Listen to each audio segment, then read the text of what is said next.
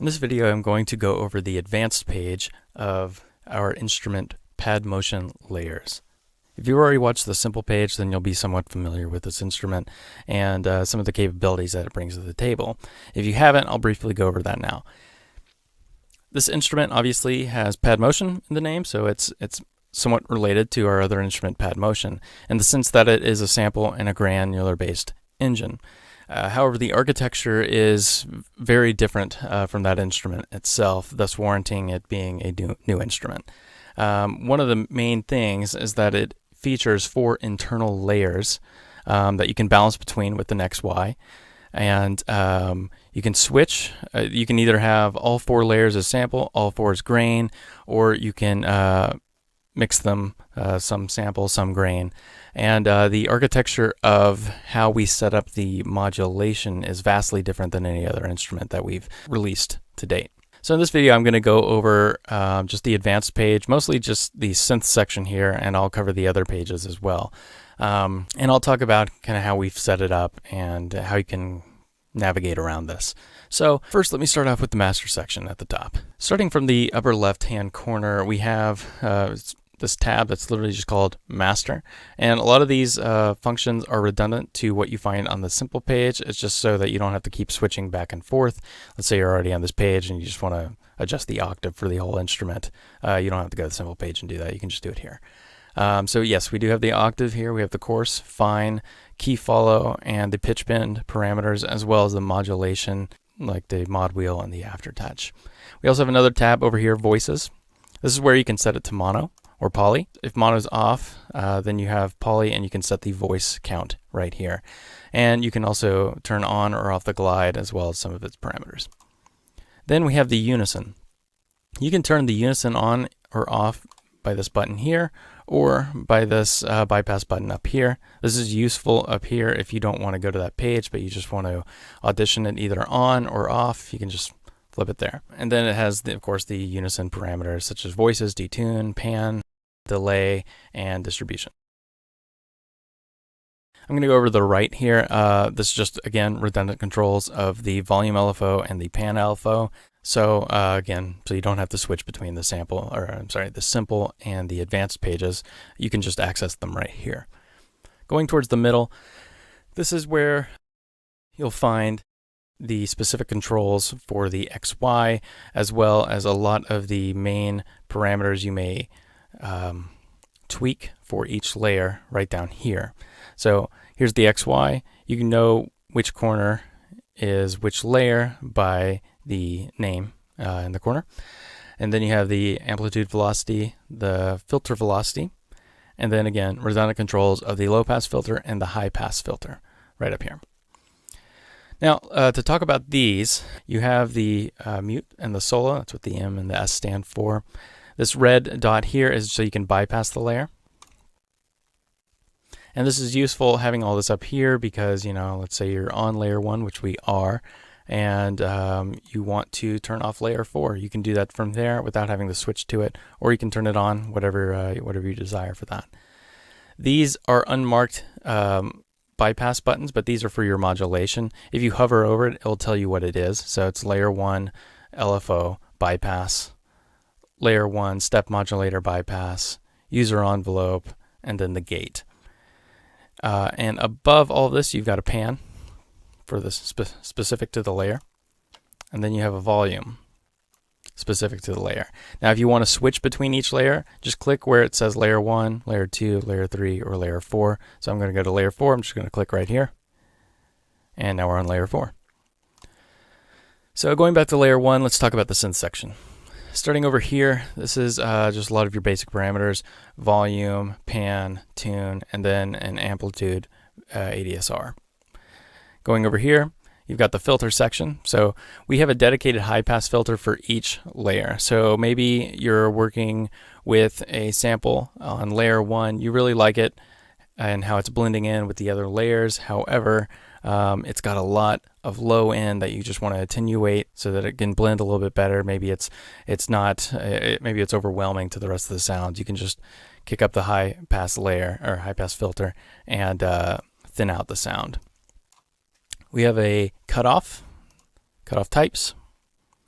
the distortion types, resonance, and then you have the filter ADSR, and then the envelope amount for the filter ADSR. Down here is where you're going to get to the modulation. So you've got the LFO, step modulator, user envelope, and then this tab here takes you to the gate. Much like the Unison in the master section, you can turn them on or off simply by pressing these bypass buttons next to the names. And the same for the user envelope right here. As we've touched on in the simple page video, each of these, whether it be the user envelope, the step modulator, or the LFO, are already pre-assigned. So if I were to turn on the LFO, I don't have any destination to choose. It's because it's already been chosen. The LFO goes to the volume. We know that because it's sitting right next to it. It goes to the pan. It goes to the tune, the cutoff, and the distortion. The way we dictate how much of the LFO is affecting any of these parameters is by the slider that's next to the parameter. So right now, there's just a touch that's affecting the volume, and it doesn't seem to be affecting anything else. But let's say I wanted it to affect the tune. I'm going to solo this layer. So we're just hearing this. I'm going to turn off the user envelope for a moment. So right now, it's affecting the pan. Let's say I wanted to affect the tune.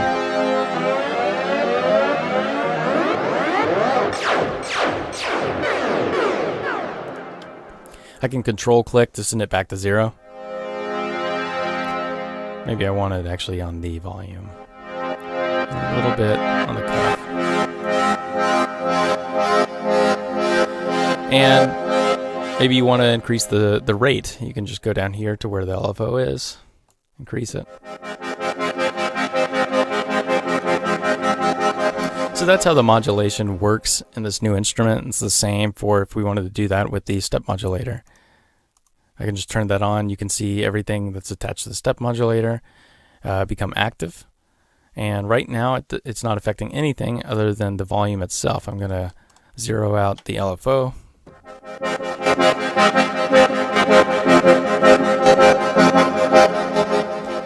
So that's how that's working. The gate is pre-assigned to the volume. It can only go to the volume. So I'm going to turn that on. Here's all the parameters for that. And here's the actual amount that's being sent to the volume. You can either change that up here or down here.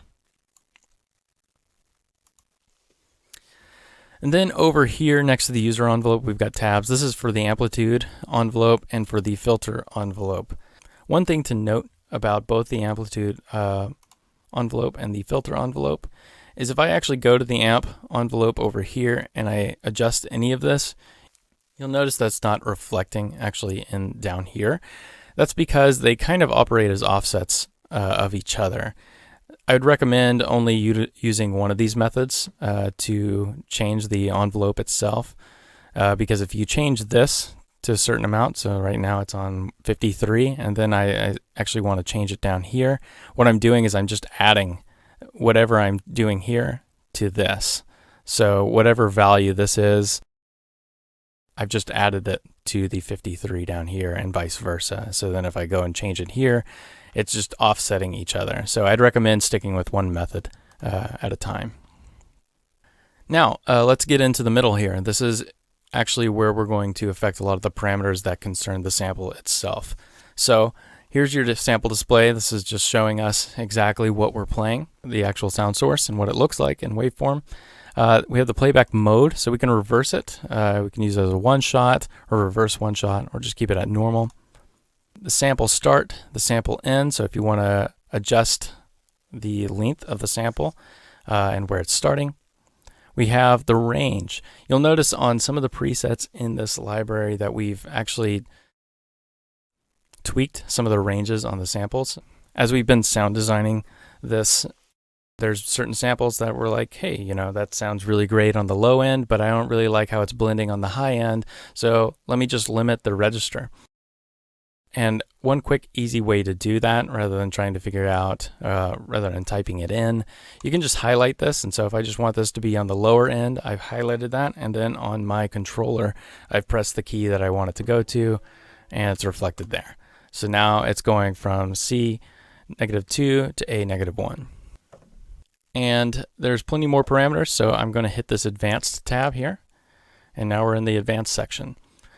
This just gets more into detail if you want to. Then you have all these options here. There is a loop mode down here. Right now we have it on loop. That's reflected in this highlighted section. I can just turn off the loop, and now there's no loop. And if you want to switch between sample and grain, just go up here and you can click grain. And now we're in the granular section. So there's a lot more functionality with the granular section. There's just more parameters. So here's our sample display. We've got the sample start and the sample end, playback mode. And then we have the FI and FO, that stands for fade in, fade out, crossfade. We have the range still right here, the low key and the high key. We can dictate how many grains we want in there, the shape of the grains, the level, the position, the duration, the pitch, the key follow, and the length. We also have the loop down here if we want to set that. And just like in the sample, we also have an advanced page. Each section of 3 are extensions to certain parameters that we found on this page. So for instance, we've got level. It's the first one. So the first section of 3 right here are all related to the level. So you have random level, width, and the auto gain. Next one would be duration, key follow, position, pitch, and then length down here. So that's a quick overview of what you're going to find in the synth section of pad motion layers. Each layer is going to be the exact same in the parameters that are available. And you'll know which one you're on simply by the color code. So the red's layer 1, we're on layer 2 now, this is layer 3 and layer 4. Going over into the other pages, we've got the effects. Again, if you're familiar with any of our other instruments, you've got the exact same amount of effects, and you can switch between them through these tabs up here. We've got an ARP section. In the ARP section, we've got a dedicated video on the ARP and the MIDI player. If you want to check those out and learn more about them, you can turn them on right from here. And these are master, so they're going to affect the whole preset, not individual layers. And then you've got an XY section, main low pass and main high pass. These are the same as the parameters you'll find up here. They're just an XY if you'd prefer to manipulate them using the XY pad. So that's the instrument, and I think it really excels at making rich, thick, and very interesting and beautiful pads. Like the name suggests, you can add motion with the different modulations in there. And this thing's a lot of fun, and I hope you enjoy it. Thanks.